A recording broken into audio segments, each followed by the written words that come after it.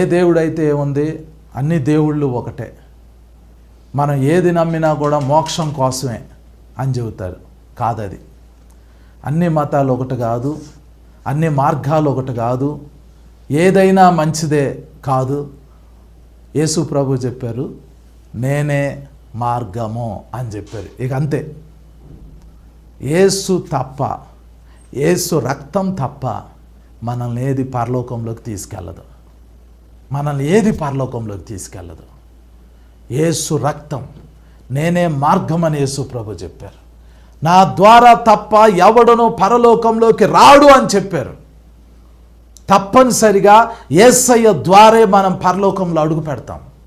యేసు రక్తమే మన పాపాలని కడిగిద్ది.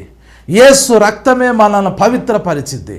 యేసు రక్తమే మనల్ని పరిశుద్ధపరిచిద్ది. యేసు రక్తం లేకుండా ఒక వ్యక్తి పరలోకంలోకి వెళ్ళడు.